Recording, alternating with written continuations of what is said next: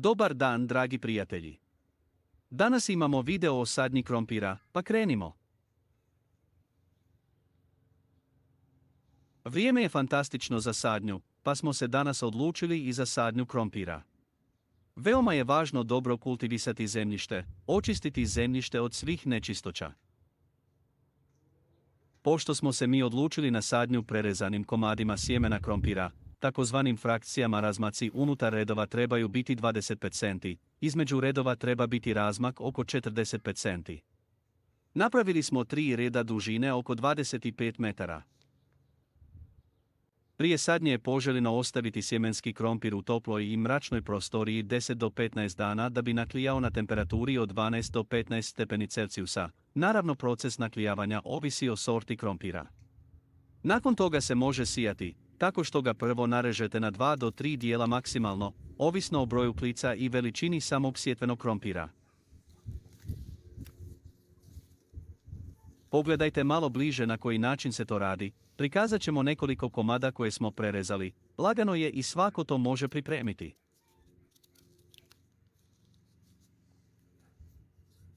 Reći ćemo još ponešto o ostalim uvjetima koji su bitni za sijanje krompira.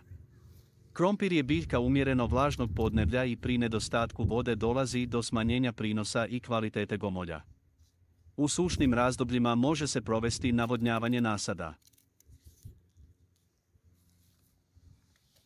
Najpogodniji su lakši tipovi tla, propusna, rastresita, pjeskovito-humusna i pjeskovito-ilovasta tla s mrvičastom strukturom, bogata mineralnim i organskim tvarima te s povoljnim vodozratnim obilježjima. Ne odgovaraju mu teška, zamočvarena tla s visokom razinom podzemnih voda. Podnosi kiseliju reakciju tla, a optimalni pH je 5,4 do 6,5. Krompiru odgovara temperatura bez velikih kolebanja tokom vegetacije kao i za vrijeme zimskog mirovanja gomolja u skladištu. Minimalna temperatura zemljišta pri sadnji mora biti 6 do 8 stepeni Celzijusa. Stabljika s lišćem smrzava na -1 do -2 stepeni Celzijusa. Optimalna temperatura za rast gomolja jest 17 do 20 stepeni Celzijusa.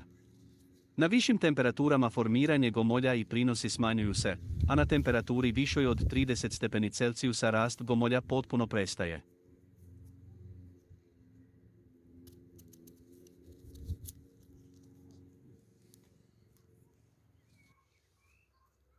Kada smo to sve prerezali, dobar savjet je ostaviti 2 do 3 sata da se na prerezanim dijelovima krompira stvori tanka pokorica da ga ne bi napali crvi, krtice i slično, kao i da mu ne bi naškodilo đubrivo, ako je prisutno, jer može dovesti do sušenja same klikce.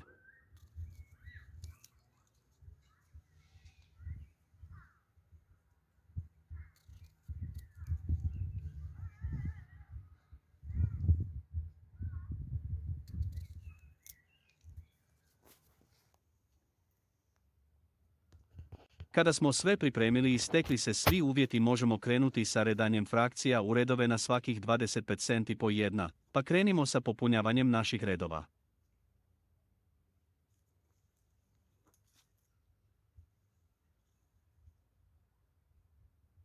Ako ste obavili jesensku gnojidbu sa stajnjakom, nemate potrebe dodavati gnojivo. Ako pak ne, možete dodati proizvedeno gnojivo iz vašeg kompostišta. Inače potrebno je dodati gnojivo da bi imao prehranu na samo početku razvoja stabljike, a kasnije i plodova.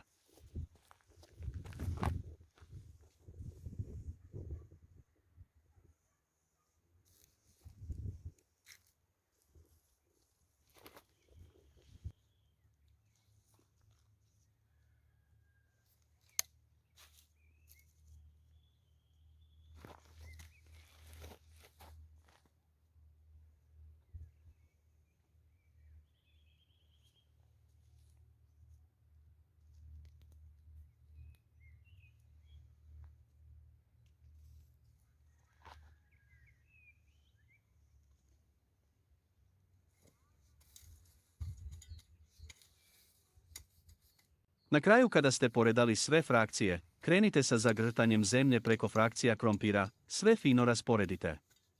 Našoj sorti će biti potrebno nekih 80 do 90 dana do vađenja. Nadamo se najboljem, sretno i vama!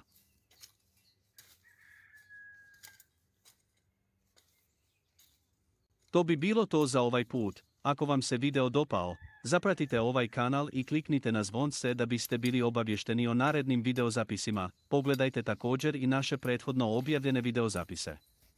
Ostajte zdravo!